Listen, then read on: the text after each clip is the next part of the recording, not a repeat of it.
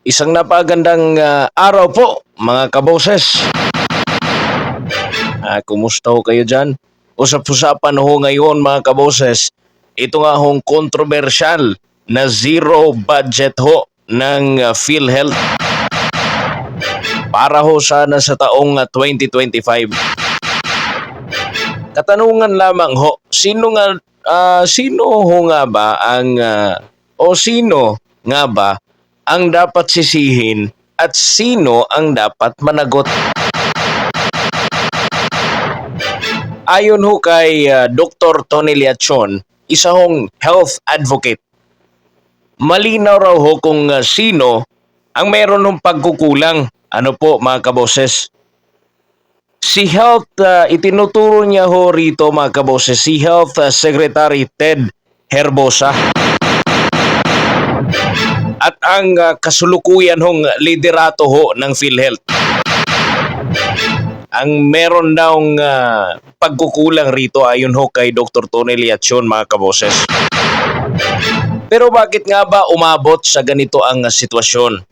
Sino ang ano ang epekto nga ba nito mga kaboses? Lalong-lalo na ho, meron po tayong universal health care sa ating bansa ho. Ano ho bang epekto nito sa UHC o Universal Health Care po natin ng ating bansa? At paano po nito maapektuhan ang milyon-milyong Pilipino? Himayin ho natin ang issue mga kaboses. Si Dr. Liachon po ay nananawagan kay Pangulong Bongbong Marcos Jr.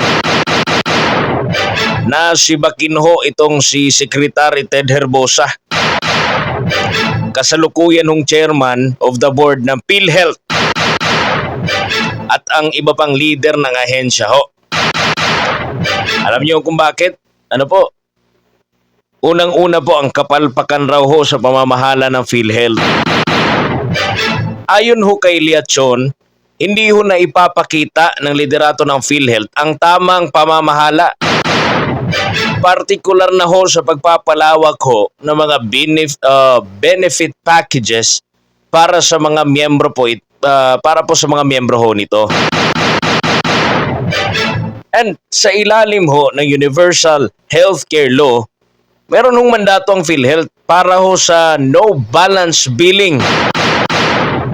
Ngunit hindi ito epektibong naipatupad ho. Ayon nga rin ho yan kay Senate President Chis Escudero. Ibig sabihin meron pa rin hong mga hospital o mga pasyente na hindi ho nakaka-avail dito sa no balance billing. Ano po mga kaboses, na nagkasaad ho yan sa ating Universal Healthcare Law na isa sa mga mandato ho sana ng PhilHealth. Ano po mga kaboses, pangalawa ho na reason kaya ho nananawagan itong si Dr. Liachon mga kaboses, dahil nga raw din ho sa epekto ho nito sa milyon-milyong Pilipino. Bakit nga raw ho kailangan parusahan ang milyon-milyong Pilipino sa kapalpakan ng ilang nasa posisyon? Bakit to nadadamay? Totoo naman po ito, ano po mga kaboses? Bakit to nadadamay yung ating mga mamamayan? Ano po mga kaboses? Kung palpak ho yung mga nasa posisyon ng PhilHealth, bakit idadamay natin yung mga tao? Ano po, na nangangailangan ho ng suporta mula sa gobyerno ho para masagot ho yung pangangailangan ho sa problema ho natin mga kaboses sa ating health. Ano po mga kaboses? Ang zero budget ho ay nangangahulugan ng limitadong serbisyo na magdudulot ho ng mas malaking pahirap, ano po, sa mga mahihirap na umaasa ho sa UHC o sa Universal Healthcare po mga kaboses. Kasi ho, backgrounder lang ho. Ang desisyon ho kasi ng Kongreso, ayon ko kay Senator Grace po, inilaan ang pondo ng PhilHealth sa mga sektor na mas nangangailangan. Subalit raw ho, maraming nagtatanong kung tama ba ang ganitong hakbang, lalo na't mandato ng PhilHealth ang magbigay ng serbisyong pangkalusugan sa lahat. Tama ho ba itong zero budget? Tama ba ito mga kaboses? Ayon ho sa iba, ang pagbibigay ng zero budget ay tila parusa ho sa mismong mga benepisyaryo. Imbis na panagutin ho ang may sala. Yun po yung sabi natin kanina, nadadamay ho yung tao. Ano po mga kaboses? Nadadamay yung mga tao, mga kaboses, sa kapalpakan ho ng PhilHealth. Ili sana po, yung ginawa ho sana ng Kongreso, ano po mga kaboses, maaari sanang ginamit ng Kongreso ang kanilang oversight powers upang masigurado ho ang tamang implementasyon ng UHC imbis na tanggalan ho ng pondo ang PhilHealth. Kung may kapalpakan ho, sitahin ho yung mga mga nasa posisyon ho ng PhilHealth. Wala tayong naririnig mga kaboses ngayon. Ano po, yung sinabi lang ho nila, ipinarusahan lang daw yung PhilHealth. Hindi naman ho siguro kasalanan ng mga tao, mga kaboses, ano po, o hindi ho siguro deserve ng mga tao na madamay ho sila sa kapalpakan ho ng mga lideres ho ng PhilHealth. Ang gusto lang sana ho natin dito mga kaboses, bigyan sana pa rin ng pondo. Ano po, habang yung ating kongreso, tinitingnan, ano po mga kaboses, o iniimbestigahan yung nasa likod ho ng kapalpakan ho ng PhilHealth. Sa likod ho ng kapalpakan ng PhilHealth, sana po ay magpapatuloy pa rin yung mga proyekto at programa. At bantayan ho ng ating kongreso. Ganun ho sana, suportahan ho mga kaboses. Hindi yung kukunan mo ng budget, o hindi mo bibigyan ng budget. Ano po mga kaboses? Dito tayo sa panawagan ni Dr. Liachon na patalsikin. Ano po, sa pwesto, itong si Secretary Ted Herbosa, ano po mga kaboses, nananawagan ho kasi sa Dr. Tony Liachon, ano po mga kaboses, na sibakin ho sa pwesto itong si Secretary Ted Herbosa, mga kaboses. Siya ay nananawagan sa presidente. Ano nga ba ang papel ni Secretary Ted Herbosa dito mga kaboses? Bilang chairman ho ng PhilHealth, si Secretary Herbosa ay may direktang pananagutan ho sa pamamahala ng ahensya. Ngunit tila maraming kakulangan ng kanyang liderato na po mga kaboses. Unang-una raw ho dito yung kawalan ho ng transparency. Ano po mga kaboses?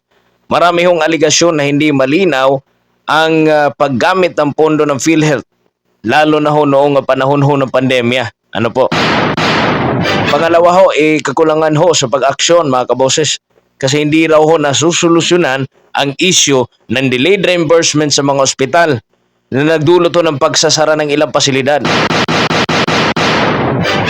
Ito po ang mga nagtutulak kay Dr. Liachon mga kaboses na irekomenda ang pagpapalit o pagpapapalit ng liderato upang maibalik ho ang tiwala ng publiko. Ano po mga kaboses? Kung mayroon pong kakulangan yung PhilHealth, ano po mga kaboses, sana po hindi po dinamay yung mga tao. Kasi tayo yung kawawa sa 2025 mga kaboses. Sana binigyan ng kung parusa yung gusto nila mga kaboses. Hindi naman kasalanan ng mga tao kung palpak yung PhilHealth. Ano po? Sino bang naglagay dyan ng sekretary o chairman ng PhilHealth? Di ba kayo rin na nasa gobyerno? Panagutin po, dapat po managot ho yung mga taong nasa likod ng kapalpakan ng PhilHealth. Ano po mga kaboses? And bigyan ho ng hustisya yung mga tao. Ganyan po sana, hindi yung tatanggalan ho ng budget. Kasi po nadadamay po Ano po, tapos patuloy pa rin sa pag-lead yung mga leader. Mga kaboses dyan na sinabi ho ng gobyerno o ng kongreso na palpak. Anong ginawa nila doon sa palpak? Ano po? Hindi naman sila yung direkta maapektuhan nito. Kami ho, mga pobreng tao. Kami ho na nangangailangan ho ng suporta dyan sa PhilHealth. Kami ho na nangangailangan po na masiguro ang aming pangkalusugan. Mga kaboses. Tanong ko lang ho sa inyo, mga kaboses. Kailan pa ho kaya aaksyon ang gobyerno upang solusyonan ang korupsyon at kakulangan ng PhilHealth?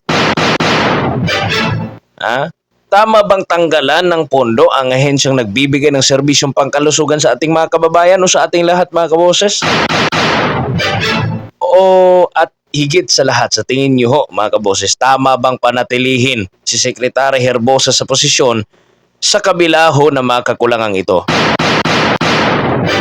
Mga kababayan, mga kaboses, ang kalusugan ay hindi sapat na isinasakripisyo dahil ho sa politika.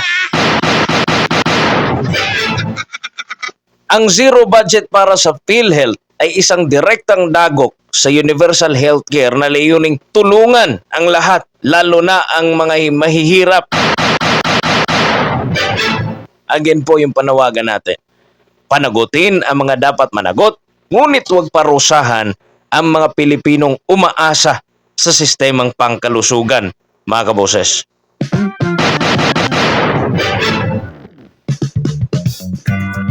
Ano ang opinion nyo dito, mga kaboses?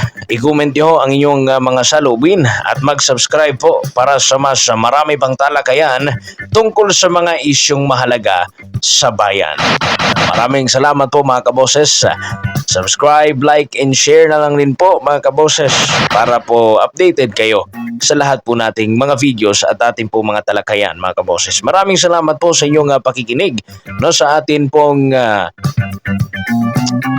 episode ngayong araw, mga kaboses. Bye-bye po and God bless po sa inyong lahat. Vox Populi PH, God bless po and bye-bye.